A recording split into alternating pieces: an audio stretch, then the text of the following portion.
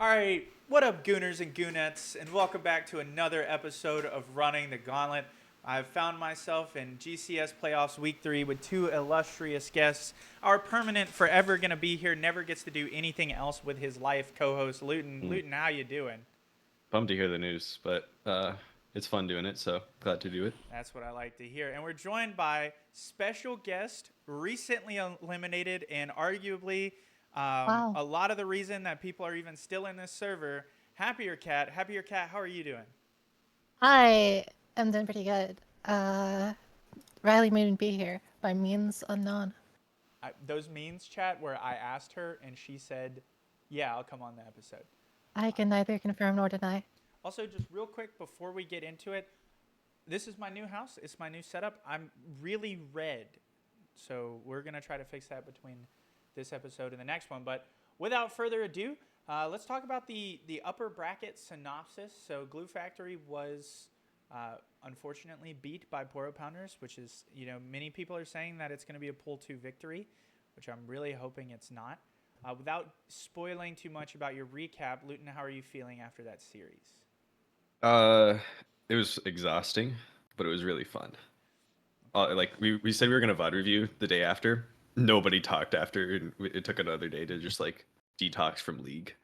Okay, I mean, that makes sense. I hear it was really, really long. I was in the depths of moving, and I would just check in, and you guys finished the game right about when we finished moving, which was Oof. ridiculous to me.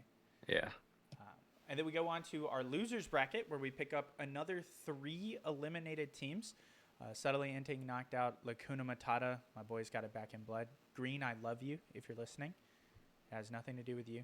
And then Wizards of Wahoo. Kat, how are you feeling? Not to spoil your recap, but just a little synopsis. How are you feeling after your series this weekend? It's crazy that the best team in the league got eliminated losers bracket round 2. Oh, okay. So we're going to be coping Okay. this weekend. Okay, that's good to know. I needed to know that as we get into it. But we got a lot that we got to get through for this first series. As Luton has already said, it was a lot that they played through. So, game 1, Luton, what do you think? Uh, I like eating Blitzcrank hooks. I learned that. Um, it was honestly just a really, really good Blitzcrank pick. Like he could pull anybody on our team, and it's a good pull. Like sometimes you don't want to be pulling some champs. Not the case in this one. Um, I also sprinted it like level 2. Oh, Naki had a pretty good Yeah. performance. I'm, Sigil also did pretty well. I'm noticing that that's a consistent thing. Not even trying to flame. You seem to fight very early in lane, almost regardless of who your opponents are in the bot lane. Is that like a Uh, you mindset, or is that your team calling for it, or is it just happening to happen?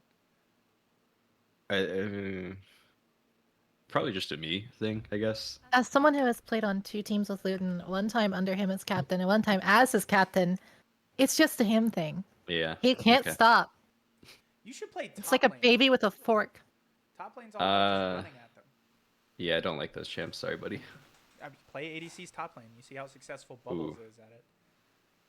it, But I yeah, didn't know that was the thing. yeah, he plays Caitlyn, and it makes me Oh, actually yell at him when he plays Caitlyn top into my set. It is probably the only time I've that ever sounds actually miserable. ignored Yeah. Bubbles. But I did. This was a game I was actually able to catch in its entirety, and everyone on your team was hook magnets, and it was the first time Yeah. I've ever seen a genuine Blitzcrank support difference. Because I always feel like at its highest level, Blitzcrank, like if he misses hook, he's useless in comparison to any other support. That guy just that guy rarely missed any hooks. I can't even lie. Levi kind of smurfed it. I won't lie. Yeah. I think we kind of also just had a bad game. And apparently blue side was not the side to choose, as we'll learn. But I think yeah, Levi and different kind of just solo carried this game for the most part. I don't know what much to say about it. It was a pretty simple game, honestly. I don't think there was much of a gold graph or anything. We'll jump back. Oop, we'll jump back real quick just to look at it. Or wait, no, I went forward. Yeah. Jump back Oh, just to he's look strong. at it. Yeah, I mean it's pretty Yeah. standard. I'm surprised to see the Cho'Gath ban from you guys. Why that over I, Ornn? It's a good question that I can't remember the answer to. I think, especially because we've had a feeling he would pick Ornn no matter what. So I don't know why we banned that over Cho'Gath. Or Cho'Gath over that, because we could just left both up. Our bans changed a lot this series, I'll tell you that. All right, well then we'll We take did note not of stick it. with them. Also, for Yeah. all the VLN haters, notice Glue Factory banned Levi's champions in this draft. You see that Mel ban? Everyone said last week when I said ban more sport champions that I'm kooky and I'm fucked up in the head. Well, guess what? I'm not, because they did it in winners finals. But we get. Oh, go ahead, Kat. Jump in on the train. No, no. It speaks for itself. Is that, and then just real quick, looking at the bans as we get into game 2, is that a triple support ban in a game? In a And way, y'all yeah. won? And you won the game where you banned triple support? We did, in fact, win that. Confirmation bias. Yeah. Results based. It definitely didn't have analysis. anything to do with the fact that Peter Griefer was, in fact, a griefer. Pike legit just sat top lane permanently, and they just kept killing him on repeat. Who picked, Also, they gave us Pike. So, like, who picked first, Scion or Set? I believe Scion. Easy. That's my boy Drysicle. That you won. I'm pretty sure Drysicle countered with that. It is a beautiful matchup for him. You kind of all feasted on everyone on this opponent team, but it was just a Peter diff. Yeah, I was not doing that good for like the first 20 minutes. My KD is a little fake. Correct. This Someone was in watch fact this an game. R5 set. Is this the game where, behind the scenes here, I believe after this match, was after after, watching yes. this, I DM'd Luton and I said, please unbind your R key when playing Lucian. Your callings have done like 0 damage. It's just, I don't remember it being that bad, Is but this fact? it happens. I don't know. I mean, so Considering, yeah, no, it's fact. polling is a little weird. It's not like it's literally just a pokel or trying to get prio for an objective or lane or whatever, and that's how Is that I what view you it. call that? Is that what you call 1% HP damage on Peter Griefer Yeah, every time? I have to land it though, yeah, I was unfortunately. about to say it can't be poke unless you. So- hit it right. Now I did Uh, hear, or go ahead, Luton, since I. No, insulted I don't know what I was about to say actually. I was just yapping apparently. I did get to talk to some members of Poro Pounders, and I'll leave them unnamed since it wasn't very nice advice. But one person in this game specifically said that they were nonstop calming Pike's location at all times, trying to. Also, I feel like I have a stream up. I'm realizing right now. I'll resolve that in a second, chat. But and they're nonstop calming Pike's location, and then no one ever actually listened to them. That So sounds about right. Yeah. The game was just over. Also, we're gonna- I think that must have Peter probably has really good comms and figured out where the Pike was. So well, it wasn't I bet Peter. it's him. I just want Well, that on the record. Was not Peter who did it. Peter. Well, I mean, he sure Uh-huh. found the Pike a lot. I'll tell you that. So If it was unkind, that narrows it down to 2 players on this team, but I will speak no further, and I'm almost 100% sure I know who it is. But Right, look, the power. I got a point's gonna couple disappear ideas. for a second, so I can close out any bot stream. What? Don't oh, worry I about it. completely whoa, I oh. completely gapped that guy in solo queue one time. It was not even close. I solo killed him like 7 times in lane. Actually embarrassing. Well, since Happier Cat's talking shit about Antibot, we can leave it up. But I was watching Antibot because Peter Griefer was absolutely griefing that player earlier. All right, I have to rewind it to. There we go. So, Luton, you're getting solo carried by Drysicle playing Set, right? That's what we can take away from this game is that Set might be the best top laner. No, it's definitely more was Naki, Naki. but Set did play pretty well, so he can have a little credit. The what's it called? Pike and Lissandra kind of just ran over this game. Sigil also did really well. This AP build is odd, but like he just double presses R and then the team just kind of loses half their HP to it because they don't think about it. I mean, They're odd not is used a to full word. AP. In the further games, I think I'll use a different word for it. But Okay. How did? Or go ahead, Kat. I'm sorry. I think I know why not or Rambo is a Master Yi player, but Naki plays 2 champions and leaving up and letting him pick Lissandra, Yi into Lissandra does not sound like a good time. Yeah. I cannot imagine why one would willingly do that. It was B1, but like they should expect a Lissandra blind at that point. He Yeah. plays 2 champions.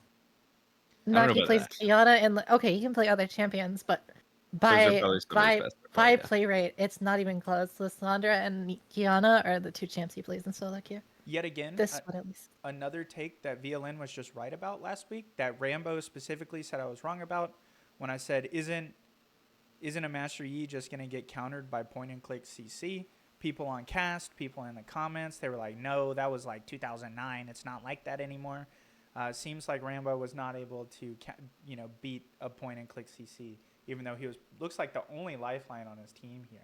Except maybe different, but I feel like that's different is definitely. Different was the lifeline. Different was the only one that made this game not end 10 minutes earlier. So Yeah, when you this was probably Levi's worst game. I don't know if he plays Poppy much at all. It definitely seems a bit off. Also, I just realized, why does he have a Serpent's Fang? I don't know what he's cooking there. W and Udyr overshield. Sorry. I don't think it's necessarily I meant serrated bad, but Serpent's they could Fang, do but I don't think Serpent's Fang builds out of a longsword, does it? I thought it has a pickaxe. It is a pickaxe longsword. Yeah. Or pickaxe, sorry, pickaxe. Serrated dirk. Dirk.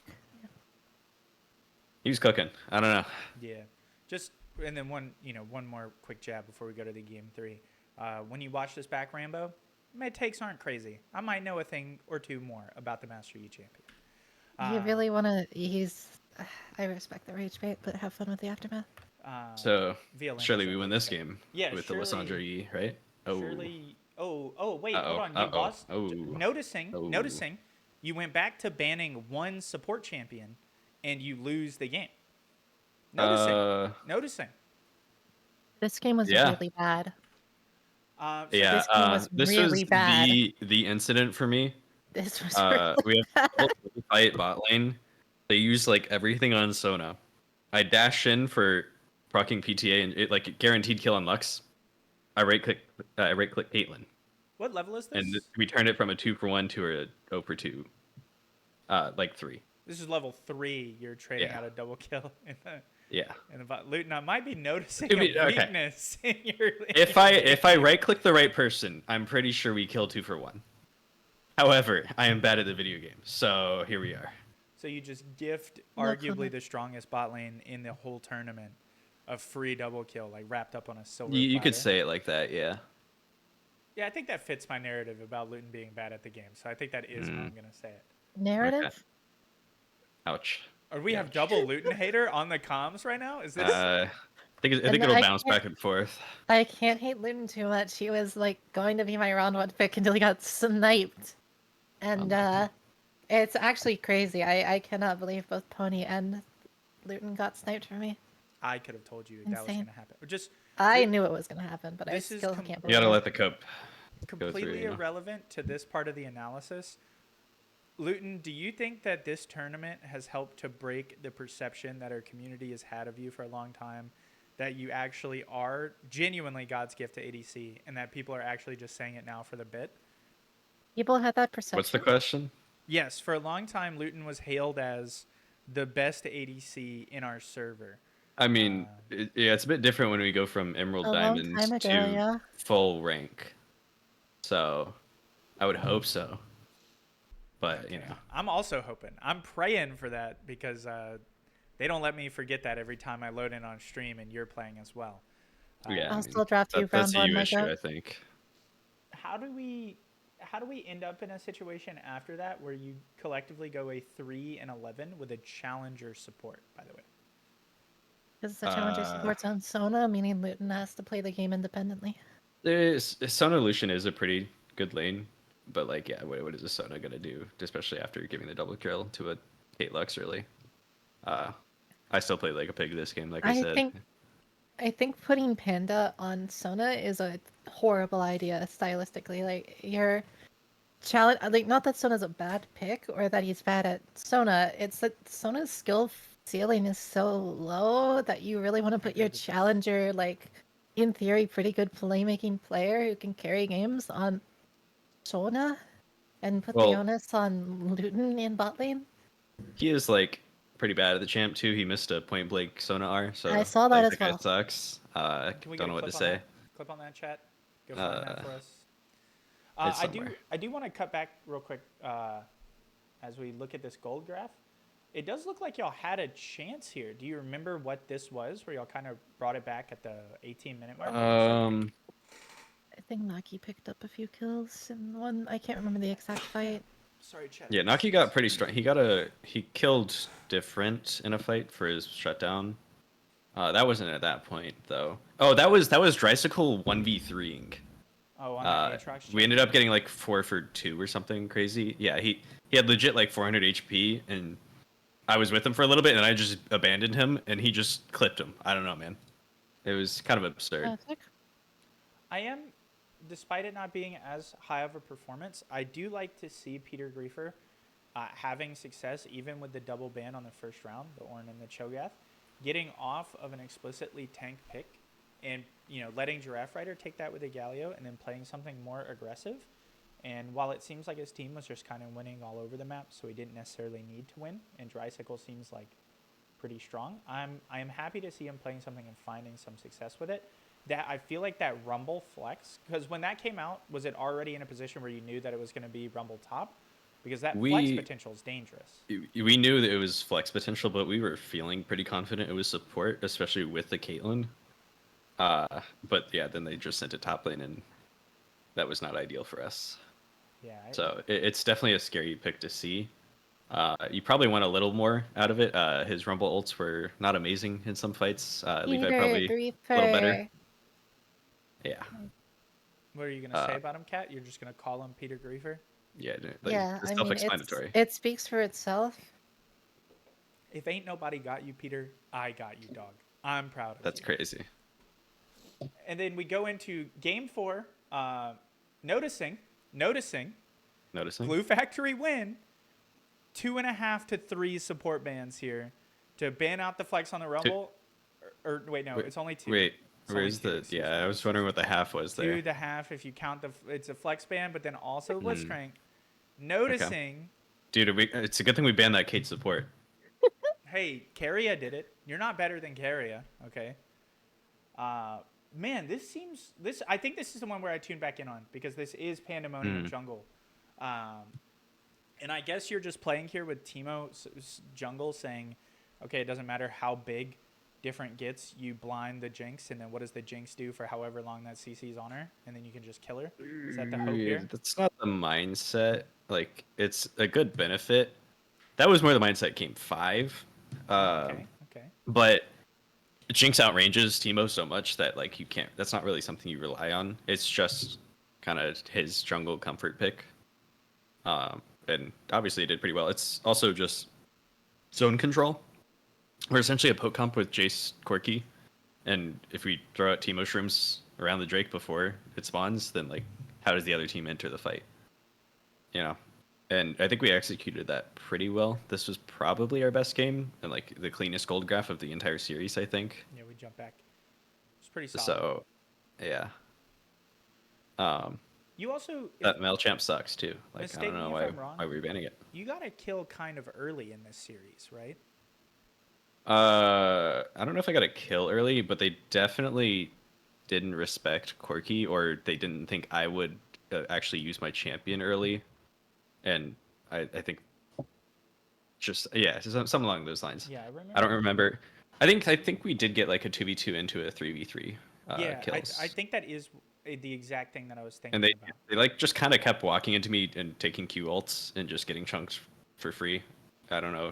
I think it was just not expecting me to do that, which is fair considering my gameplay the prior games.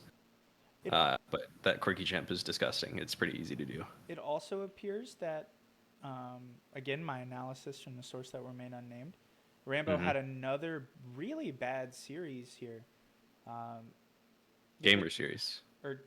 Game, excuse me. Or me. both. Now I'm messing it up. Game. Geeky, that's a point for you if you're listening. Point for Geeky in our debate.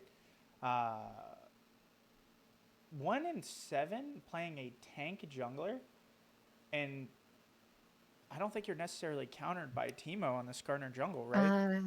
Skarner jungle is countered by being Skarner jungle at the moment. Champ doesn't have a single good matchup. Horrifically nerfed. It's just genuinely terrible right now. He was the best jungler for so long. They nerfed him 18 times. So you're they took him so long, you get kneecapped, buddy. Yeah, no, this champ is like non-functional. We almost put Hyper on it, but Hyper went, no, this champ is too bad for me to pick. You're telling me that Rambo plays 2 champions and they're both no longer that. They started the season top meta, and now they're both no longer top meta. Is Yeah. that the case for E? I don't thought really, E was because I really, thought really the strong in the Q start of buffs the were pretty season. massive for him. E Well, is much that's more like now, functional, especially with the Yuntal changes, than Skarner. And Skarner is like worst jungle. Full stop. Yeah. The worst actual jungle in jungle at the moment. I mean, this is another. It's so surprising to me as I'm just going to walk us back a bit before we get into the game 5. How different each of these series seem to be. Like, it is a constant narrative we have is which pool team is stronger. And a lot of people are coming to the consensus that pool 2 overall was weaker, but has the strongest team in the tournament. Because a lot of people are starting to build to the recognition that PP is the strongest that we have. But Blue Factory seems to be. I don't think anyone going into this thought that this was going to be anything other than a 3-0. I even think Luton put this as a 3-0 in your own bracket, right? No.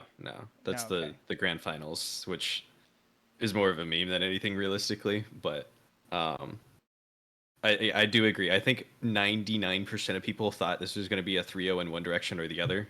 Yeah. Blue Factory one's just being, fans pretty much. Just being There's your just own zero team. reason to believe that. Your 8 players is what you were gonna say. No, Naki's got fans. That guy's the GOAT. What can I say? I think going to 5 games definitely is not expected at all, and it was really. I think it was probably the most interesting series by far so far. Just like the draft and the adaptions and the bans and everything, it was quite a bit, and also 100% red win rate. Yeah, that is. Peter was talking to me about that today. We're noticing that at these higher levels, counter pick. This is something that never happened in other tournaments, mind you. For anyone who has played in other, seemed just like players could win regardless of wherever. But I think as usually we're there's into enough difference then between the teams that the side doesn't matter. Yeah, and now as we're at like narrowing towards the top, I think this is kind of a huge indicator to me that the tournament was pretty balanced overall.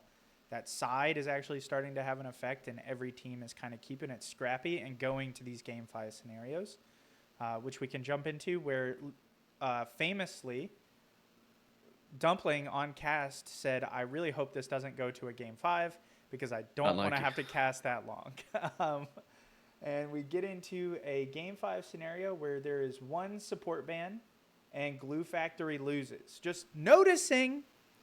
Mm-hmm. Every series you win, you ban more than 1, more than 0 for certain champs away from Levi. Every series you lose, you ban 1. I'll write that down for Grands. For sure. Just saying. No one wants to believe it. We totally would have banned Milio, for sure. That guy, the Levi guy abuses that shit like crazy.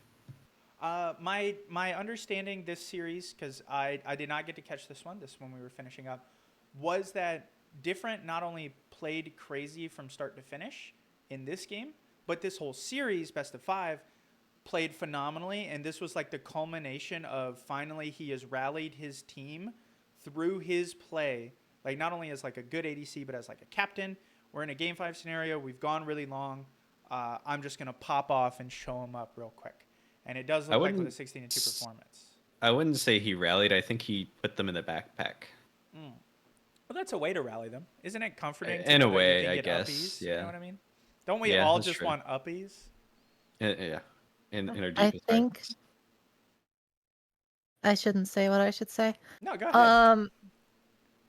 Unrelated to the uppies comment, I want to say what kind of happened in this game. They took where they took the big gold graph diff, or the dip, is they tried to take a fight, and basically what happened is Different had to drive away one Drysicle was splitting, so they took a fight 5v4, did not even get the Drake, and then Different split off 2 of the players from Glue Factory, split off Sigil and Panda, and then Luton and Naki just kind of got dove by almost every single member of Glue Factory, and it was a 4-for-0 Giving Dragon, which is bad. It was 4-for-0, 4 kills and a dragon for a tier 2 top. So that's that was the massive misplay that laid Glue Factory low game 5. Are we saying that it was kind of a disappointing game 5, maybe?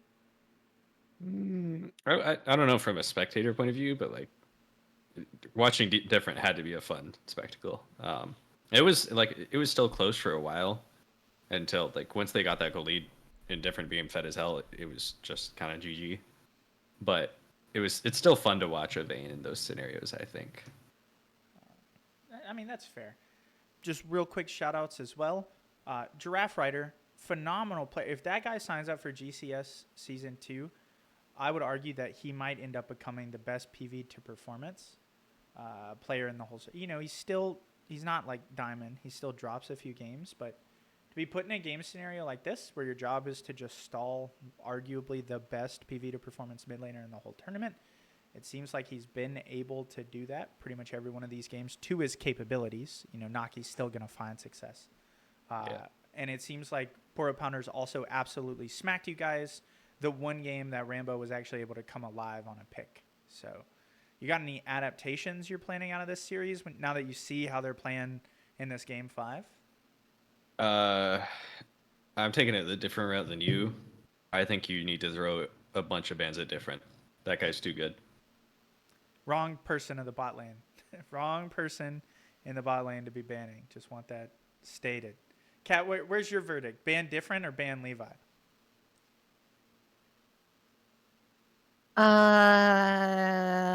Ban different. Ban different? Okay, well. Yeah. I think only time I mean, will tell that Levi I'm right. probably deserves a ban or two, depending on the comp, but I think as a general rule, probably ban more different. I think he is a scarier player game impact wise, because he can solo carry games so well, very similar to like ADL King, to the point that it's worth hitting out some of his hyper carry champions so he doesn't run away with the games. So I don't think you can ban out Levi in a way that matters, especially with picks like Milio or other enchanter picks. Like I think that's the big thing too. Is just like yeah. there is inherently less ADC champs to pick from than supports. It's a lot easier to impact somebody by banning ADCs than support in that concept. Well, I do want to remind everyone, if you go back to running the Gauntlet week 1, or maybe it's week 2, but I think it's week 1, where I actually talk about different being a Vayne OTP and like not to let this champion get through.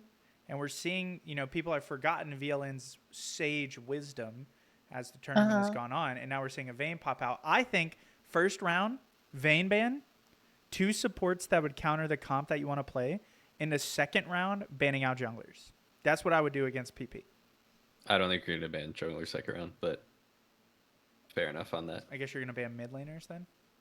I think they're gonna have picked jungle by then. I'm pretty sure they pick jungle first 3 every time. Are they ADC support jungle team? What? First 3 picks ADC support jungle? I think they varied a little bit. They picked top early in a couple of them, I believe. That's what I imagined. But jungle was first 5 every game, or first 3 every game. I hope it's first 5. We would have a problem if they were picking jungler 6. Yeah. We would have to start thinking about it. He was picked second every single game. Overall, now that we've looked at all 5 games, we'll start with Luton, and then I also want Happier Cat's take. How do you feel now, having gone head to head? You've seen the competition Poro Pounders can have. They are hailed as this best team. They are advancing as winners finalists, and you have played against them. Some people argue that your team is going to see them again in grand finals. How do you feel? Do you feel like there's a chance? Are you suddenly more aware? Like, what's your thought process, Luton? I think we had winning chances game 2 and 4. Sorry, 3 and 5. And I think our game 3 to 4, like we had a really clean win as well. Let's jump back to game I think you run that back a bunch of times. It's a 3-2 in either direction. A couple of times a 3-1 in a couple of directions. I think it just kind of depends on the day, and I think we also have draft adaptations that we can make that'll improve our chances. So your team is looking hopeful. If you come back, there's no feeling that like GG, we've played against them now, it's over. We've odd reviewed through the series. We got a lot of the things from it. I think we feel pretty confident still. Okay. I hope to go to 5 games against them again. Honestly, I think that's just more fun. Okay, I would also like that because I think If it ends up being Glue Factory versus Poro Pounders finals, that is one of two potential finals series that I could give 120% of my casting to. I would be prepped and ready for it. Because I'm doing grand finals. Kat, what do you think? What do you think for the Poro Pounders versus Glue Factory grudge match rematch round 2? I do have a full bracket prediction that I made with the Wizards of Wahoo content team, but just for that question specifically, which I do think will happen, I have 3-2 Glue Factory. Oh, do we have that bracket in here, Luton? I don't have a bracket made. I have it purely as plain text. Oh, okay. Okay, that's good to know. But there it is. Okay, so are you saying live on cast right now you have Glue Factory to win the whole thing? Yeah, that's the Wizards of Wahoo content team official opinion. The Glue Factory takes finals over Poro Pounders. So you're really stipulating that it's the WoW content team. You won't take a stand. Oh, it's also me. Okay, I was about to say that's for some reason I thought the way you were saying it is you were like, no, I don't support Luton, but my team did. No. I in fact, I wanted to go even harder for a 3-1 Glue Factory, but they reeled me back to a 3-2 for the final consensus. Go back. Well, I hope that it's a good series. I think as the dust settles, I'm still remaining my group therapy pride, but I do have to say if it ends up being 2 pool 2 teams in the finals, I would genuinely be sad. This is also your reminder, collectively, TOVLN here. Everyone lock in. Boop, look at me. There are no bracket resets in this tournament. That's explicitly, clearly stated in the rules. We have a lot of reasons going for this, most of them including votes from before the tournament even started about what our rule set wanted to be. In the past, we ran a best of 7 where winners bracket finalists started with a win. A lot of people said that was way too many games. They didn't want to do that. So this tournament, we have opted out of that form of bracket reset, reduced it to a best of 5, and then not adding an additional week with a bracket reset if we were to play another best of 5. The winning team, i.e. Poro Pounders out of this series, will get side select game 1 for advancing in the finals, and they will get to take away 1 ban from the first set of bans from their opponent in the first game of finals, a way of effectively finding what I think is a balanced replacement for a best of 7 gets a free game while a best of 5 gets a free ban.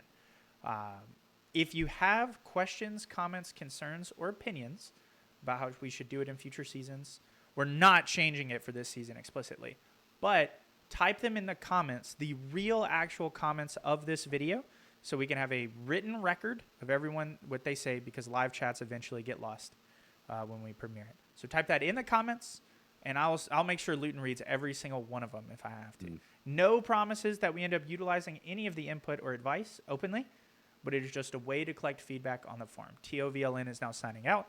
Back to Content Creator VLN. So we go to AWB versus SI, which was a unstreamed and okay, actually I have to go back into TOVLN. Hold on, guys. Sorry for this. This series was allowed to be moved across days because AWB blew up as a team. Okay. Going forward, naturally none of that will happen, but to just lose a playoff team due to outside conflict resulting in an explosion is not something I, as a tournament host, am okay with. Above all, I prioritize games being played. And so this was a tentative thing. This is not a special thing, as I said in the reschedule chat, but I also want to reiterate that to you guys. Openly, AWB lost Woof Woof Press Q, Pior, and Pilarius, who has been replaced with Frosty, Sheep, and Sifra. The only real difference in starting lineup, I believe, is Pior was dropped for Frosty, and our trade team knows both of those players and has assured everyone they are equal in skill and play style. Okay? Just to have that publicly stated for everyone, because I am working desperately to get them all on the website, but I haven't been able to do it yet. But let's talk about the games, because this is a crazy smash hit for AWB. It actually goes 2-0, and I think it's kind of showcasing the strength of their roster. I think they're actually kind of a sleeper team. I personally don't think they have a lot of chances to win the whole thing, but I think they have the chance to play the ultimate spoiler, specifically if Glue Factory or Group Therapy don't end up respecting them. But I think you guys play them first, right? You play them next week on Saturday. Yeah. I think if you go in there blind or without respect, I think you will end up losing this matchup. And I mean, just look at the there's a particular person on AWB you need to be looking at right now. You know what I mean? Maybe a Yeah. player who's awakened in some way with a team that he now has. You know what I mean? He's had a few good games in a row. And I think that's where I think the biggest threat right now for Grands is an AWB that's on fire. I think if they keep going through this lower bracket, they're going to have a lot of momentum. That's going to be pretty scary for PP. I will say a little behind the scenes leak. Um, Wizards of Wahoo scrimmed the new AWB on Friday, I believe, and that was the worst. That was the They played better than any team we have faced in the entire tournament at any point, except for maybe Glue Factory. Okay. I don't think PP was even remotely as close to as good as they performed, and I don't think that Nova Crystallis was as close to as good as they performed. Okay. If you're and just TOV Lynch, jumping it back real quick. If you just heard that and you're hearing alarm bells in your ear, let me remind you that this is not suddenly a different team. This particular team with Frosty and mid lane is only one player different than their original roster. Their success has been in playoffs, where after their elimination from upper bracket down to lower bracket, the at the time captain subbed himself out to put forth the best five that up till that point he had elected to never play. And so this team's sudden success as five is in direct correspondence with that team finally getting to say, we are in lower bracket. We are going to be eliminated if we don't play our best five. We don't care why you want to put players where. Let's run our best team. And I think we are finally seeing their successes. And if you look back last week, same thing, right? Different mid laner, same thing as a team. Absolutely on fire. So I don't think they're different really in any way, except maybe being a little bit happier. You know what I mean? Oh, they're different. They might not be different as in the people behind the computer monitors, but they are a different team. I can assure you that is not the same team that we played last time we faced AWB, even if they're mostly the same players. There is a massive shift in their play and their team play. It is not even close. They may not literally be different people, but they are a different team. I think momentum and hope is a hell of a drug when it comes to team play like this. For Absolutely. Sure. I can agree with that. That said, I'm done glazing AWB. I want to point out KTN, who finishes his season here, which I think this is his best season we've ever had so far. Some would even argue like his best season altogether. He still played phenomenally in a losing position here. Like his whole team is behind. He is 12-6, and it just feels like Rengar can't do it all, especially against a Tristana that's 15-2. But I do want to give him a shout out. He's been playing crazy good, and is also a reminder that carry junglers are a real thing. Well, not real enough apparently, but not enough, but they are a real thing. Come on, guys. Let me give him a little credit. He's 12-6 in a losing game. I think the biggest credit is like their early games in both of these games were pretty good. They actually had a decent gold lead, but then just AW. Yeah, this was at like 10 minutes 30. The score was like 9-7 in this game. And then like they even had a lead for a while, like 4K, and then throwing that all the way down is kind of crazy. Yeah, and we'll also please note Pyrosis returned from his vacation. I thought he had just quit the team, but he does show up back here. And they just coin flipped not typical Pyrosis. If he's either 8-0 or 0-8. And so it appears that it was just a bad lane for him this game. Unlucky. Promech gets hit with the classic Set versus TK matchup. Don't care what you say, Promech. Set loses this matchup 10 times out of 10 times right now. TK just gets to do pretty much anything he wants. W doesn't beat TK Shield. Is this two TK top players against each other? Yes. I didn't realize that. Correct. Two TK top That's mains. crazy. So glad he gets faced with the thing he subjects me to and loses. It's not your skill, it's your champion. As we go to this game 2 scenario where it's another SI starts to get an early lead. We see KTN on the pick that I think is his best or his most played, I should say, is his Master Yi. That sounds more right, sure. yeah. And they do, again, get that early lead to just straight lose it as the game goes on. And this time it's Pro Mech on his TK, by the way. And Tico Fighter does not choose to play a more confrontational pick. And I think that's bad. I feel like TK really gets to abuse tanks in the top lane because he still has a Yeah. surprising amount of damage while also being a tank. Good tank damage, good sustain, and good repeating myself. I would agree with you on that one. Let's go. VLN does have based takes. Kat, do you agree with me? Wait, what was your statement? Sorry. That TK is good at killing tanks? Yeah. Yes! 2 for fucking 2, ladies and gentlemen. I'm on fire. I do... Depends on the type of tank, but yeah. Maybe an Ornn. Yeah. 3 for 3! It's easy! How does Domino Luminous go 0-7 this game, chat? Is Varus just perma countered by Lucian? Usually No. Varus is like doesn't lose lane. He doesn't he can win lane in certain matchups and he can really counter certain aggressive lanes like Draven and whatnot.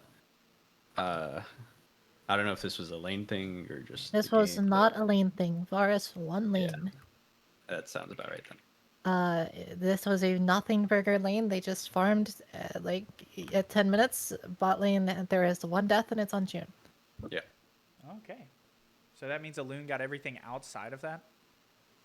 Sounds about right. Lucian spikes hardest in mid game, and if from what I've seen on him on Lucian, he is very good at using that. Yeah, I mean... He probably lands his call lanes. Do you have like a role model now, Luton? Like, do you want to be like Alune? Yeah. Okay, everyone hold him accountable to that. I hope, maybe Alune starts doing coachings. You can like sign up for it. Maybe. For next season. That'd be pretty cool. Do we get the Master Yi before the Rammus, or is Yoshi picking that to counter? That Master has to be Yi? a counter. There's like no way. I thought Master Yi like did so much true damage that it's not like as effective of a counter. Even if This is even if he correct, kills the but- Rammus, he's Yeah. focusing the tank, which is like not what he wants to do. 4 for 4, by the way. Just throwing that out there. Call me Wendy's. But yeah, I mean, it's a closeout 2-0, and some would say that this is an expected result because SI's advancements Yeah. in finals in the first place was a bit fraudulent. I don't personally say that, but I do want to address the allegations laid out. There was almost a chance, had AWB not been able to find members, that their blow-up would have resulted in SI advancing into semifinals semis, of whatever you losers call it. bracket without playing a full series start to finish. They would have played Insane. one game. Yeah. And admittedly, I am glad that did not happen, as much as I actually do like Subtleante. I think David Edge might be retiring from draft tournaments after this, by the way. Ooh, I don't know if That's a bummer. a fact, but I know he is looking to get into more comp play. So if you're looking for a good support or jungle flex for your comp team Or top lane. or top lane, but I really wouldn't put him there. Yeah, maybe not there. For That one's more of a stretch. Diamond to low masters, reach out to David Edge. He's a good one for that. And then we move into group therapy versus Lacuna Matata. Openly, Back in blood. they got it back in blood, but Green, I love you, and I'm going to review these games because I did not get to watch this series. Objectively, here now live, no bias. Okay, it's a pretty complex game state, many wins and losses betwixt both teams. My co-casters, how do we feel about this series, specifically the pick bans, as we get into this analysis? Sprinkler's pretty good. Malzahar. Yeah. I'm noticing no Malzahar ban. That is... Wait. He gets it, and they don't win. That's surprising. Yeah, because it's Malzahar. I also wouldn't ban Malzahar. The champ is not good. It was decent, honestly, from Lacuna Matata. They had a good early game, and had a few fights here and there, but then they just like, I don't know. GT's team play is just better. I don't fully. Also, Understand. Dumpling. Dumpling's pretty good. Dumpling diff. Yeah, Oh, That's- this was the that's one my main oh, takeaway. yeah. This is- yeah. This was a game. dumpling diff. where Nico Yeah. was able to successfully flank Lacuna Matata, providing a opportune time of engagement between two teams playing phenomenally. He legit sat there for like 30 seconds to a minute, I think. Like he how it played goes. a long con. It was really well done from him. I I don't remember when in this game it was, if it was really that much of a turnaround, but It was decently it was late. It was a big play. crazy good clip.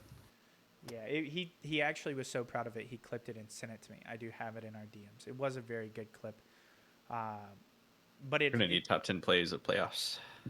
maybe we got to get on that. Maybe more than 10. There's a lot of Hey, games. True, I can't even deny that, especially if it's made after grand finals as well. Yeah. I mean, we haven't done it yet, so I would assume so. I do want to go back to last week, re-listen to me when I talked about Lacuna Matata. I do think that they're a strong team. I don't think they were ever in contention to win it. Unbiased, just looking at it, strength of team. And I think a lot of it comes down to that weakness of their primary carry is Sprinkler. All you have to do is not enable him. Doesn't look like the Jacks really got enabled in this matchup. And take away Volibear from Lacuna, and he's just unhoused, right? And Lacuna could contend with Xiaolong probably only on Volibear. And then when you follow that up, your two primary win conditions as a team are not engaged. And then you have an opponent team that's working as a cohesive 5. This game felt over from the parts that I did get to see of it pretty early on. Not necessarily, at first blood and stuff like that. Yeah. Like, most of their lead is on the Jacks, and I don't know if it's just CC Swift or if it's the matchup, but, like, he could not... The Mundo could not die later in side lanes, so it was really hard for Sprinkler to continue pushing the lead or kill towers or anything. Yeah, I think So Jax it kind of just dies out. Divine Sunder, like when they gutted that item, they gut his potential to really be able to fight a Mundo once he has Heartsteel Warmogs and it's just leaving lane. The guy presses ult and he can't die, right? Yeah, he just presses R and Ghost and he's out of there. It was kind of insane. This is GT getting to be seen with their best roster. I do think it's possible for this roster to beat you guys, Luton. I don't know if you still feel as confident as you were last week after you were talking about them.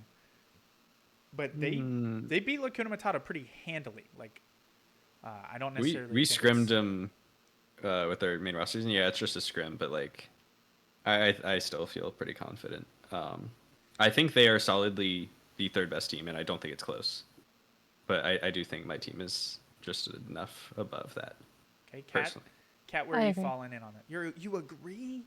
Yeah, Glue Factory is better than GT. I took a lot of flack for this with the content team on iStream, but I stand by and maintain that Glue Factory is a better team than Group Therapy. I had to put myself out there for this. This was the most controversial take I had of my entire rating and predictions was that I think Glue Factory beats GT. I'm turning on my box fan. I don't think there's a world that it's as solid as you say. I really still That's think fair. it's a coin flip. I don't series. think it's super solid. I can't remember what I think more like 70-30. Okay. I even put it as a 3-2 in my prediction. I'm excited to commentate that series as well if I can.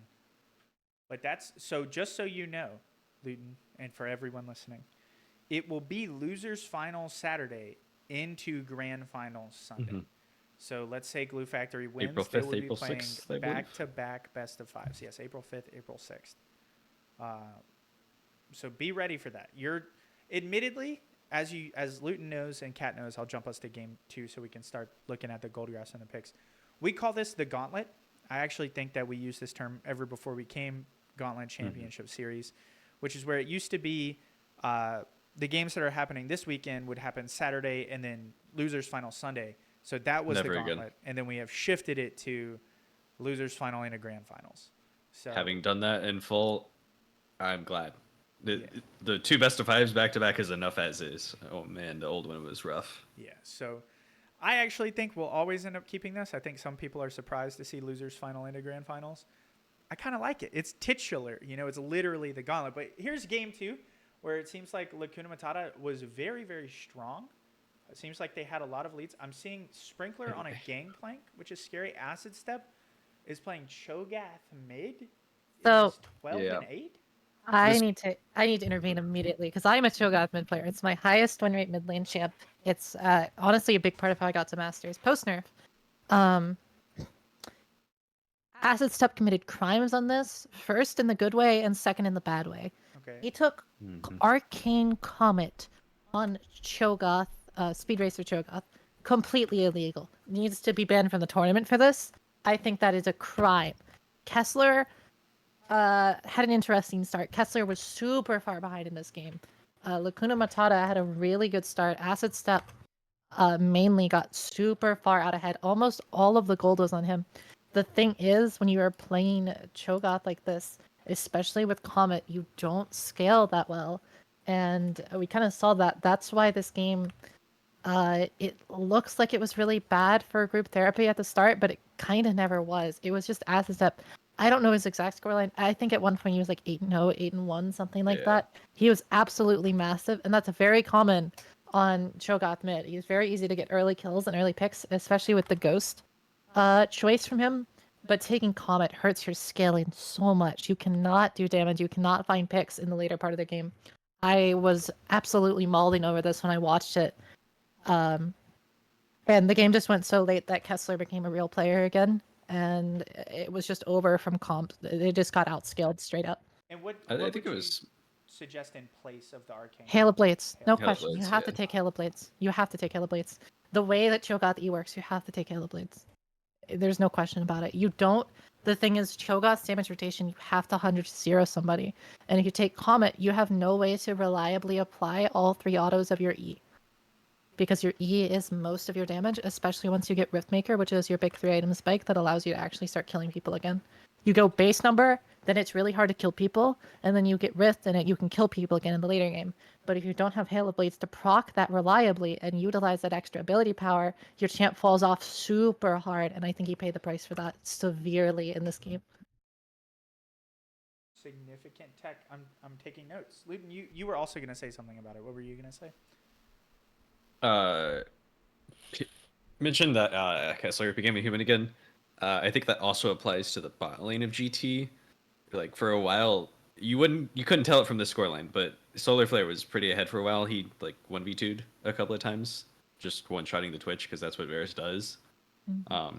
And I was gonna say earlier, where you talking about how Sprinkler's their only carry. I think Solar Flare generally is another good second carry, but all of the teams remaining have really good bot lanes, and then there's me. But that just happens. Yeah. And he doesn't have a challenger support, so it's a bit worse off for him. But like, I think he definitely could have been there, and he had a good game here, and then it fell off like a cliff. I honestly don't understand how Lacuna threw this so hard past the Cho'Gath because they still had leads everywhere. Sprinkler 1v2 to gank. He only went 1-for-1, but like that's a good sign, and they just got out teamed, just straight up. I think it's the nature of the compositions. Yeah. Individually, you would think that GT and Lacuna Matata can scale pretty well with their lead, and that is true. But as a team unit, group therapy scales so much better than Lacuna Matata. Kessler's ult, Victor's ult with Xiaolong, CC Swift, it's such a hard frontline for anyone on Lacuna Matata to deal with. Sprinkler, even with a full build Gangplank, cannot do the damage that is needed to deal with that frontline without just exploding to a Victor in the late or exploding to STL Slayer with a Lulu on top of him. STL Slayer like ran it down early game. He did the classic Twitch syndrome of thinking that you can just face roll into your keyboard and kill the other ADC. Into a Varus as the Twitch early, you cannot. But if you keep doing that for the next 45 minutes, eventually you do. And that's basically what happened.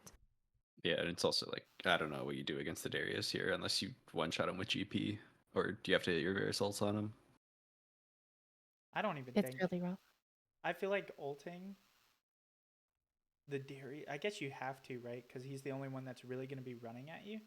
But it feels like even with the Darius, how strong he is here, as the game goes on, eventually the Darius is just going to be weaker than Victor Twitch, right? So no matter what, if your plan is we have to ult Darius to stay alive, eventually Victor Twitch kill you instead.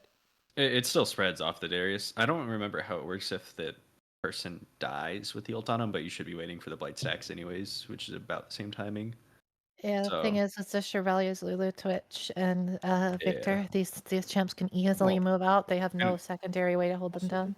I don't think you're ever ulting a Twitch with the Shurelias, Yeah. especially. AD Varus does blow up too. Is Yeah, that good? yeah, because Yeah. the Blight doesn't do as much damage, of course, but like your Q does a bunch of damage plus the W execute on top of it. With AD, it's still surprising. Fair, fair. Well, it was a.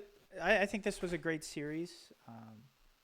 Even though I didn't watch it, both of these teams were very cordial to one another, which I very much appreciated, and I think it was a good time for all around. Hate to see the Phenomenal. pools eliminate each other. Yeah, in the wise words of Green, or maybe it was Rambo. I think it was Green. Might have been Rambo. No pool one team could take out a pool two team, even though that's categorically false, as the overwhelming majority of pool two teams were eliminated in week one. But we can go on to the last series, Nova Chrysalis versus Wizards of Wahoo, the series I was most excited to watch this weekend and was unable to. Happier Cat, take us away with your analysis. Game 1, I had a little bit of cancer. Whoa, And then whoa, new that's rules, the Cat. analysis. New rules. Wait, am I not allowed to say that? Ooh. Jury's still out. I'm working on revisions. I'm thinking about it. Yeah, you might have to leave the server if that's the case. Unfortunate. Yeah. I'm not mad at you here, but I've had a few people be like, well, I'm not going to dox anyone in specific, but it's effectively like, I recently lost someone to this disease, so like I don't want people talking about it. And I'm like, damn, we're going to have to go back to ye olden days when VLN had to be like, you can't say anything that you wouldn't say to your southern grandmother. It's whatever. I guess I had amyotrophic lateral sclerosis game 1. Boom, let's go with that. Let's say that instead every time. There's your workaround. Yeah, game 1, I had a terrible start early into Hamea. Absolutely tragic. I fucked up the matchup. I fucked up early. I was having frame issues, but it was more on me. I just had a skill issue. Hamea got strong. No, I mean, like, I just played bad. It's not really coping. That's just objectively true. I did have issues, but more objectively true was the skill issue. I just played a bad game. Reaper got really far ahead. He was like 6-0. We should have banned Dalawi, is the moral of the series. Victor could not play the game. Zuktal. Yeah. Could not play the game at all into Bananas Dalawi. And then eventually it got to the point that, your ADC is strong? Kha'Zix. Yep. Yeah. I'm going to jump this back real quick to look at the picks ban, because I am surprised to see Bard. There's a Bard ban? I don't know. Kyle, I don't know what. Yeah, you guys I need to don't be know. I don't know what Kyle investigated wanted. for that one. That was Kyle. I was not ready to start draft. KibCat runs drafts for us. Because there's a few reasons why, but KibCat runs drafts for us, and me and Victor were not here when he started that, and he banned Bard before I could notice, and I'm like, huh? Yeah. That was a terrible ban. We really needed to ban the Alawi. We really should have done it game 2 as well, but we didn't, but we'll get to that later. Okay. Billy even sent me a message and said, yo, what's with the Bard? And I said, hate that cookie guy.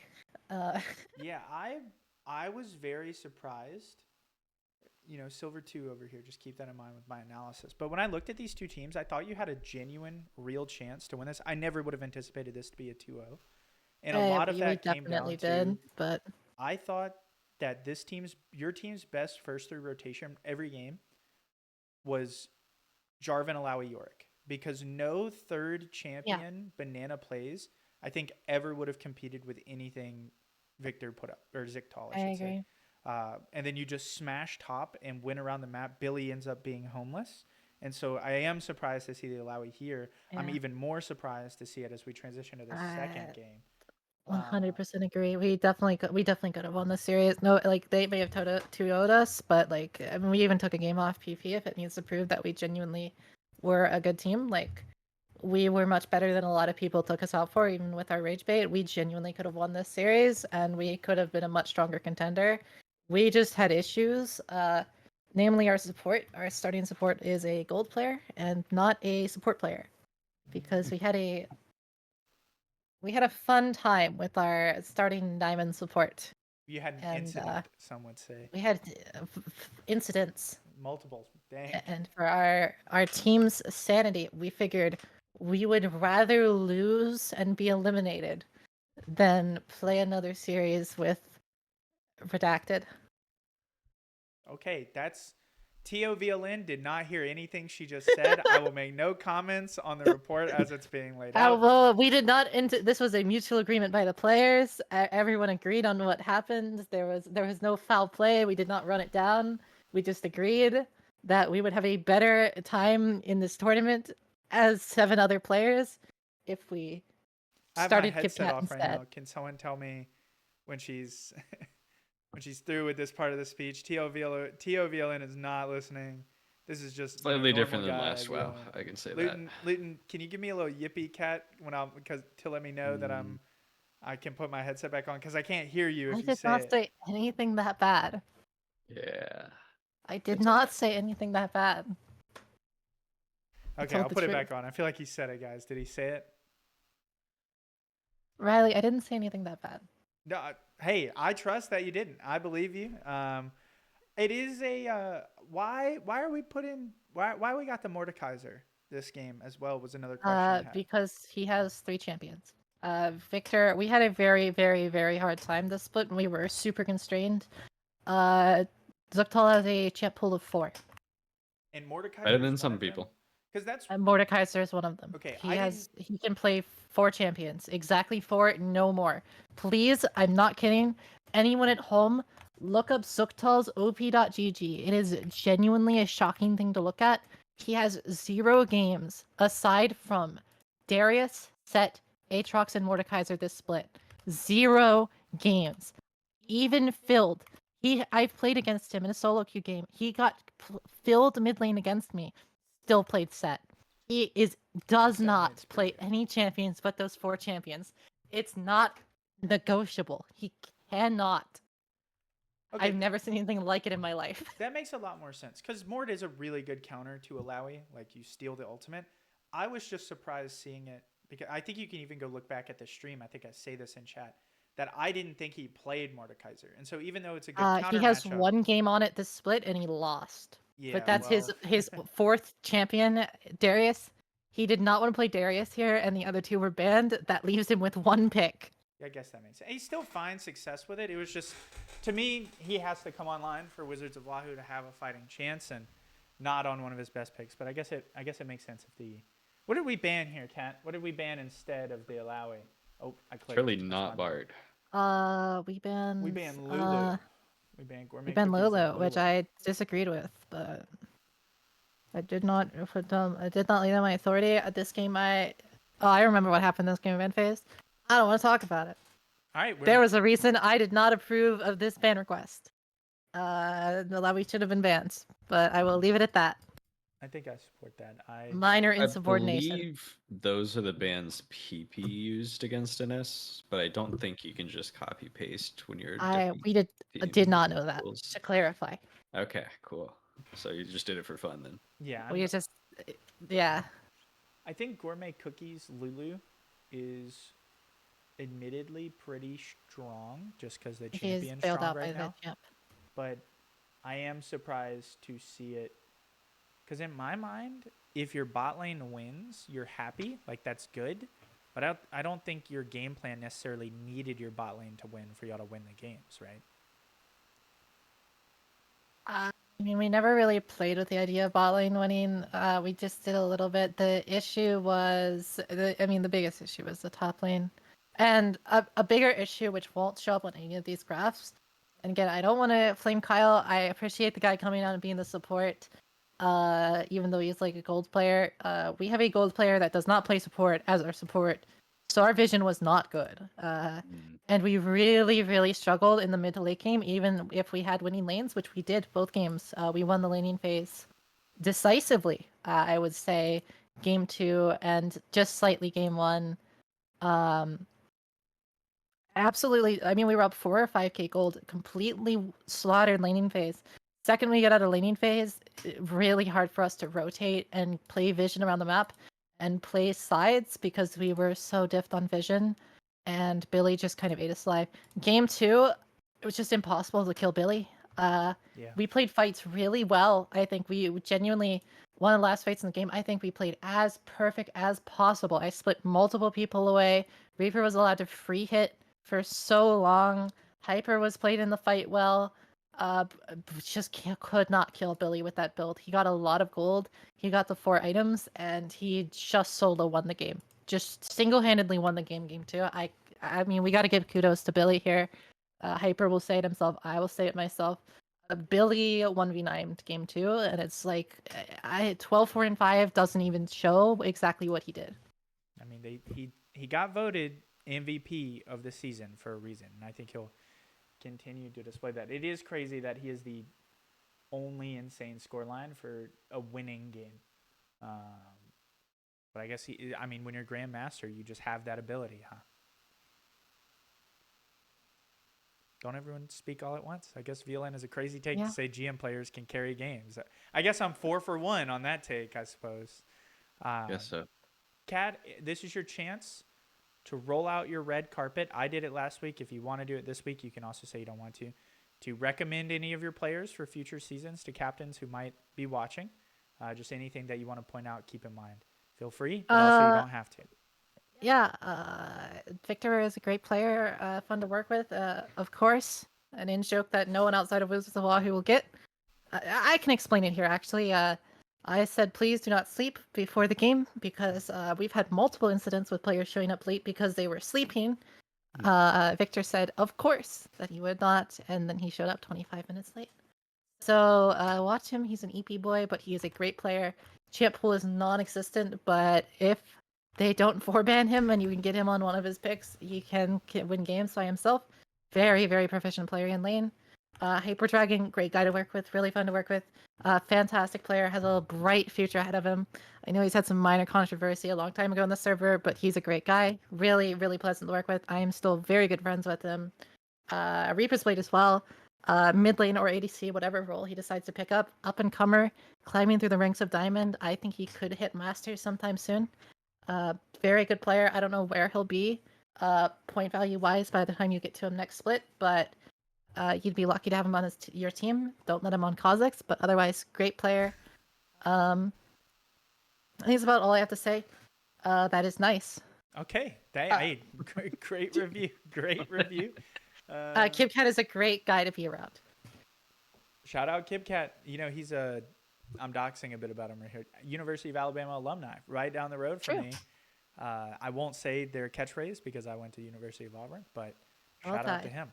We'll move to again a quick recap as our games have already said. So reminder, Poro Pounders will advance to grand finals as the winners finalist.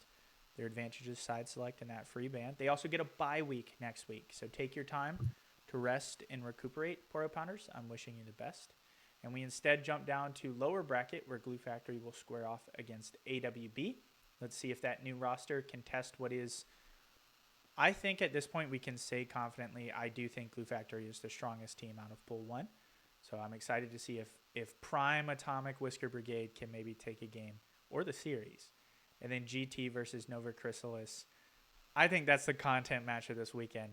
Getting it back in blood between these two teams before eventually squaring off. Not this weekend, but next weekend, losers finals into grand finals. We'll see how this whole season 1 wraps up, which I think is very, very nice. But that's not all we got for you this week.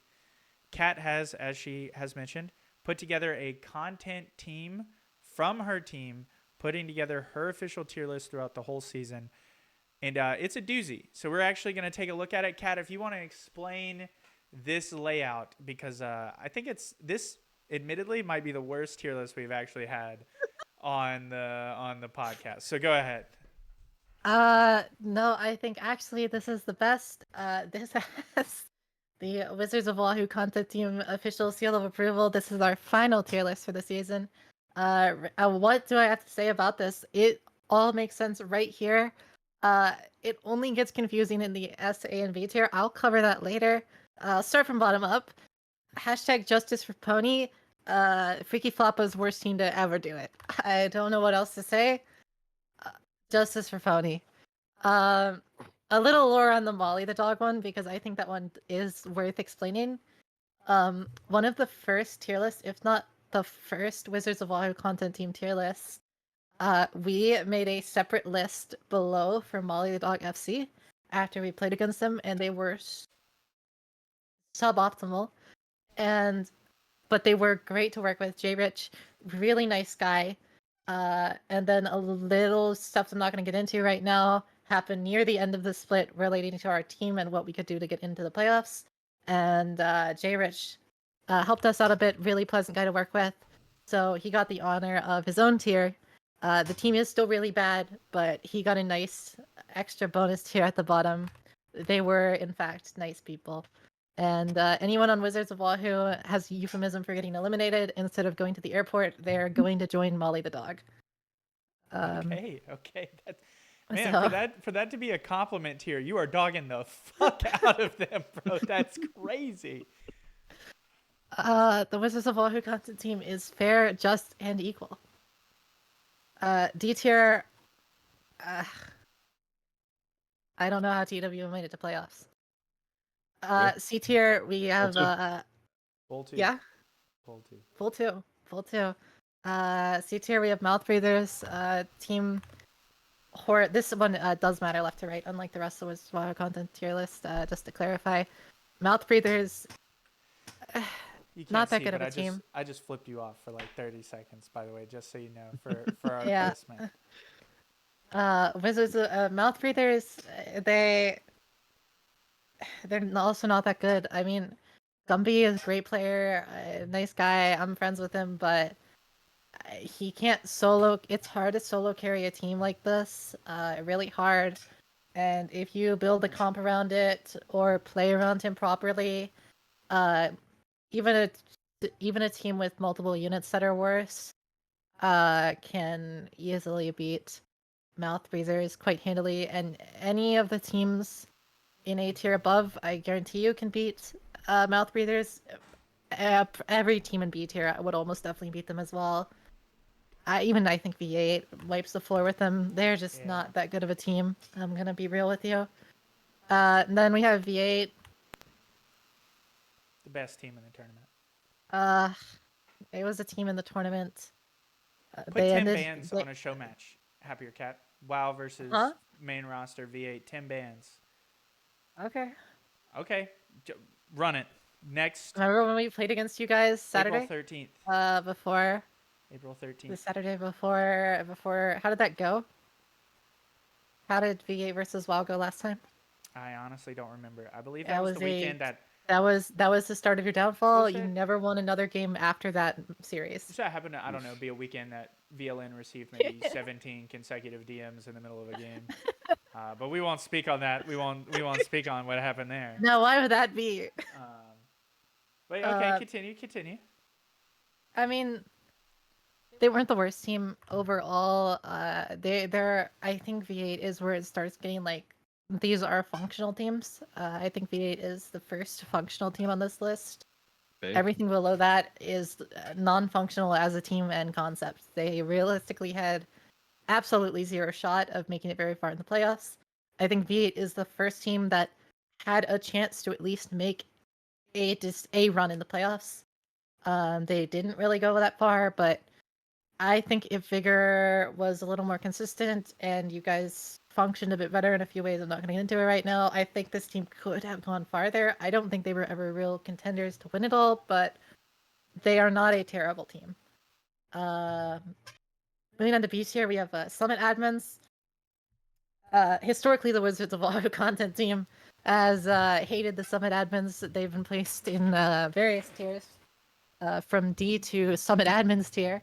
But I think they started to shine near the end of this, before anticlimactically forfeiting.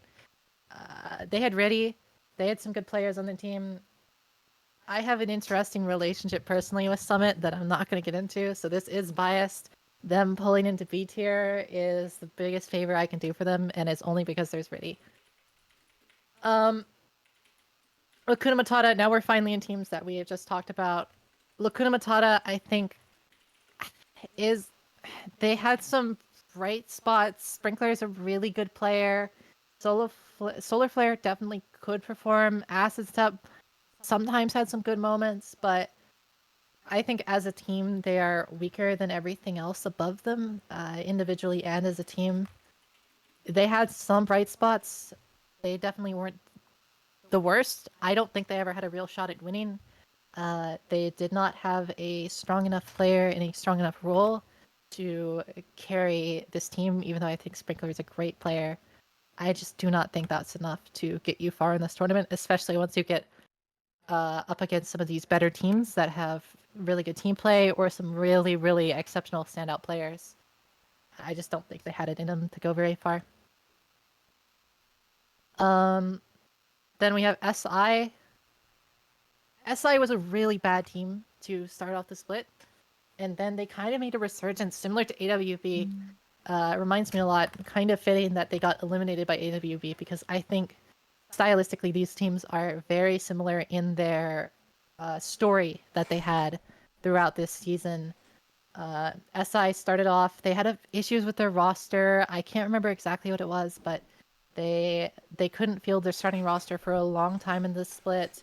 They had some issues, but once they finally got near playoffs in the last few games of regular season and into the playoffs, they really started to come into stride and ended up not being that bad of a team, just starting to rival some of the big dogs. I don't think this team ever really had a shot of winning the whole thing. Again, I think this is the last team that I don't think had a shot at winning. But they could have gone far, and I think they did go much farther than it seemed like they were going to go at the start of the season. If you told me week 4 that this team would even make it this far, I wouldn't have believed you, but I gotta commend them for getting this far with Pyrosis on their team. Cat, you're slow rolling us. Come on, we want to know. You're in B tier, but you're not going to talk about one of the most B tier teams that's somehow S tier. Can we just get that part? How in the world is Wizards of Wahoo S tier? The Wizards of Wahoo content team is objective and correct and does not rage bait. You said that Group Therapy is the 3rd best team in the Does not tournament. rage bait. And you have them in a tier with 3 people. There is a reason for that. I will have to talk about A tier. There is a reason for this. A tier is the hardest to rank because A tier has a special rule that applies only to them. They are a very unique set of circumstances. And if you look at my predictions, which I think we might get to, we might not. I might talk about them a little bit as we get up higher here. We'll get to it. Let's talk about AWB first, and then we'll get to Group Therapy, and I'll explain what the hell is going on. AWB as a team, I went over it earlier. Not that good in regular season. They had some good moments. They were very hit or miss, super inconsistent. WoW had some great series against them, or had some less great series against them. In their previous form, they were so much worse than they are now. But previously, I mean, I think they were a very middle of the pack team. Now they've really come into stride, and they could be a dark horse. I think this team has potential to make a run all the way to the finals. I don't know if they will, but I think if you told me this team won, it would definitely be a dark horse. But after seeing how they've started to play, I don't think it's out of the question. Now let's get to Group Therapy. This is where we get really fun. I'm going to have to talk about A tier as a group, because I think A tier works in a really weird way, where Group Therapy handedly beats Nova Crystallis. Nova Crystallis can handily beat Poro Pounders, and then Poro Pounders can beat Group Therapy. But that only applies to each other. Rating them with the rest of the team is very hard to do. A tier is a sloppy kind of mess. These teams are all very similar in skill level, but I think the way that these teams are built, they can perform very differently against each other, contrary to their rankings. Like, I think... Did you say Nova Crystallis handily beats Poro Pounders? Yeah, if they don't have mental... okay. My stream, I'm going to have to go over it here. Are you addicted to crack or methamphetamine? Or like, that might have been one of the most stomped 2-0 blowout series in the entire tournament. Yeah, but Homie I wasn't think locked the in. reason for that is purely mental. I don't want to say handily is a stretch. I think this is a matchup that is 2-0 or 0-2, 0 in between. I don't think there is a possibility that a team wins one game of this and doesn't win the whole series. The way these teams work, Nova Crystallis especially, if they stumble, they will fall on their face. But if they come in a good stride, they will be very hard, even for poor opponents to take down. Especially if Billy is having a great day, if they're really feeling themselves. And Billy, not gonna call him my high ego goat, the high ego player, if he is really feeling himself.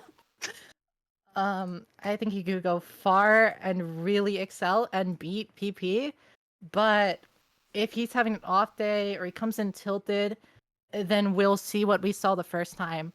And it's really hard to place these two teams. You can very easily flip-flop NS, PP, and GT. I think they're very close. The margins here are razor thin, and they're very dependent on what teams they're up against. They do better against some others. Depends on the matchup, both with the team style. Once we start getting to these higher levels of teams, the differences are way smaller, and anyone can beat anyone depending on the day, what the players had for lunch, how they're feeling. Random chance, solar flares, not the player. I really think it can be anyone at this higher level, especially in the A tier. If any of these teams beat the other, I could believe you. And I think Nova Crystallis, if Haumea can stop being a Debbie Downer and Billy can really feel himself, I think they can beat Poor Punters decent, not easily, but I think they can beat Poor Punters. I think GT still beats them.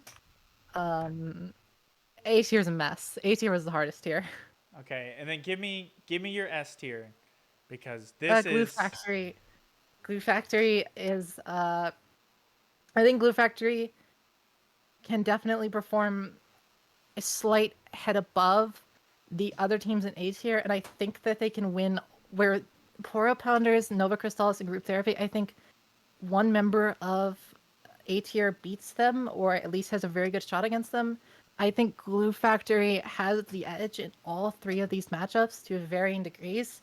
I think Glue Factory easily beats Nova Crystallis. I think Glue Factory can definitely beat Poro Pounders with some slight implementations. I think if Glue Factory really digs deep and tries to improve and learn from what they did against PP, I think they have a lot more room to improve in a positive, genuinely positive way. I think they have a lot more room to improve than Poro Pounders does. I think Poro Pounders played near their limit. I think Glue Factory did not have the kind of series they could have had. And I think that's what we'll see if we go to a finals. I think we will see Glue Factory edging out Poro Pounders. And I think GF beats GT. It's going to be a long sludge match. But again, I think Glue Factory did not play their best game against Poro Pounders. I think they have a lot of room left to shine. There's more intensity to be found there and more life in that team, when I think some of the other upper echelon teams are already playing near their potential. Except for Nova Crystallis, which is like, the only thing I can say for them is I hope 2-0 Nas has rebounded their mental. If it hasn't, they will be eliminated at the next game they play. you just want Luton to win, man, because you were gonna first. I do draft want them. Luton That's to just- win. It's fucked up. Take Luton doesn't those. deserve the win. Yes, he does. This entire season has been my grand conspiracy and vengeance for an event that happened a year ago now. That I think only Luton is genuinely aware of. And Glue Factory winning is, in a sense, me winning. So there is a bias there. God, I'm gonna say If Wizards of Wahoo can't win, at least Luton can win. And then my heart goes on. And then how do and you wins end up part in of it. S tier? You're not. Be honest. Wizards what of tier, Wahoo. What tier are you really in? Wizards of Wahoo is an unbiased team. We belong in S tier. I will not elaborate. Okay, I mean, I guess The image, the essence of Wizards of Wahoo is easily S tier. it's your team or it's your tier list. I can't lie about The it. But actuality of Wizards of Wahoo may not be S tier. But it is in our hearts and in our minds that we ourselves, to us, are S tier. The streets know what tier Wizards of Wahoo is. The streets don't know shit. As we round out, this says GCS playoffs week 2, Ooh. and I think last week it said week 1. Hey, well, at least the starting one was right, I think. Yeah, it was. So, Hey, I do want to say just real quick, thank you to Luton. So far as we're nearing the end of the season, these PowerPoints every week are put together by him. A lot of times, like as fast as he can, doing his things in Luton. Not only do I speak for the institution that you are also a part of, but I speak guy to guy. Thank you for doing these. I really don't care if it says week 2 at the end of it, because I think you've brought genuine, real, good things to this content. Soiled it. Thank you, Happier Cat, for coming. Cat, we're rolling out the red carpet here at the outro. Is there anything you want to say? Wizards of Wahoo died once. They've died twice. They'll try not to die a third time. Are you live leaking? You're going to captain again next season, Cat? I think I live leaked it in Gen Chat a few days ago. But it is my hope and want that Wizards of Wahoo shall not rest until Wizards of Wahoo can win a goddamn championship. Big. See, I am a woman I think scorned. they might have missed their best chance, but that's okay. I am a woman scorned from the originals, the first split I played here. So, fun fact, I'm actually a lot more new to League of Legends than a lot of people I think probably realize. My first split of any competitive outside of collegiate was here with the VLN Invitational, and that makes Wizards of Wahoo the first team I was on. And there was an incident that happened when I was away that eliminated us from playoff contention with my sub mid laner. And ever since then, I have not properly healed as an individual. And I do not think I will until the Wizards of Wahoo flag can be properly risen upon the fields of a GCS tournament. While I'm happy to hear you're going to captain again, I'm sad because that means that Luton will probably be a first-round draft pick in another season if he ends up playing. Can't keep getting away with it. They can't. Luton, you want to roll out the red carpet to anyone or anything? No, I think I'm good. Okay, well then I got a few quick things. One, pick'ems. TV's putting it together yet again. Much smaller series, easier to predict the scores, but still get them in. We're working on a prize for the most accurate, but there will be one. This Saturday will be, again, our 24 hours. That is March 29th. 24-hour fundraising stream. We should have guest appearances from Ricardo, a.k.a. Ace Killer 1107. Dumpling said he was going to try to be on for it all. Gilly should be showing up. Some things to be on the lookout for. Sub-goals for shaving my head or dyeing my hair or both. Me going into my backyard of the neighborhood I live in and howling at the moon. Of course, the oiled up wrestling match. Anything in an attempt to get to the $1,000 goal. I'll also be doing this on my personal channel, www.twitch.tv/verylastnerve, which has a wheel that when I spin, I am subjected to punishments. I've also decided that every donation of $5 or more gets a free wheel spin on top of the goals that we hit as we hit them. That includes me getting hit with eggs, me getting absolutely bitch slapped, me Are having these to the glitter eggs? Yeah, the glitter eggs. Well, there will also be real eggs because I'm almost out of glitter eggs. One of our one of our donation goals is $100. Is Gilly comes over and pelts me with an egg in my backyard.